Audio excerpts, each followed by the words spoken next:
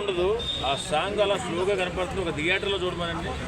నేను మామూలుగా ఇక్కడ ఫోన్లోనే కాదు చూసినట్టు అలాగే అనుకున్నా. ఇంటికి వెళ్ళి చూస్తే ఎంత బాగుంది ఎట్రా బాబు అనిపించింది. ఆ సాంగ్ చాలా చాలా బాగుంది. థియేటర్కి వచ్చిన తర్వాత థియేటర్లో చూస్తే పగిలిపోతుంది. ఆ సాంగ్ చూడండి ఒకసారి. బీటీఎస్లో కానీ చూస్తే మామూలుగా ఉండదు. ఒక మంచి సినిమాని మనం చూడబోతున్నాం. మారుతి గారు ఒక పాన్ ఇండియా డైరెక్టర్ అవ్వబోతున్నారు త్వరలో. ప్రభాస్ గారిని వెంటేసుకుని మారుతి ఒక పాన్ ఇండియా డైరెక్టర్ అవ్వబోతున్నాడు. రాసి పెట్టుకోమని ఎవరైతే ట్రోల్ చేస్తున్నారో వాళ్ళు. అంటే చాలా మంది ప్రభాస్ గారు అంత స్పీడ్ స్టెప్స్ వేయలేరు అని చెప్పి ట్రోల్ చేస్తారు. అక్కడ స్పీడ్ స్టెప్లే ఉన్నాయి మామూలు కదా. ఆయన ఏం లేవు, కొత్త స్టెప్ వేయలేదు. మీరు కరెక్ట్గా గమనించారో లేదో, చాలా సింపుల్ స్టెప్స్ వేసారు.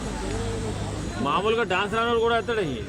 అలాంటిది ఆయన నమ్మో అలా ట్రోల్ చేయడం పద్ధతి కాదు. సార్ పండక్కి తలపతి విజయ్ సినిమా ఉంది, ఇక్కడేమో చిరంజీవి గారి సినిమా ఉంది. వీటిని బీట్ చేస్తుందా రాజాసాబ్?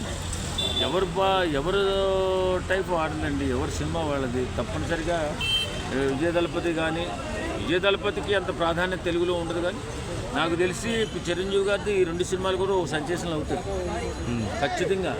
కాబట్టి ట్రోల్ చేయవలసిన అవసరం లేదు. ఓ మంచి సినిమాని తెలుగు డైరెక్టర్లు మళ్ళీ ఒక పాన్ ఇండియా డైరెక్టర్ అవబోతున్నాడు మారుతి గారు అని అనిపిస్తుంది. ఆ సాంగ్ చూస్తుంటే హై క్వాలిటీ ఎంత అద్భుతంగా ఉంది అది.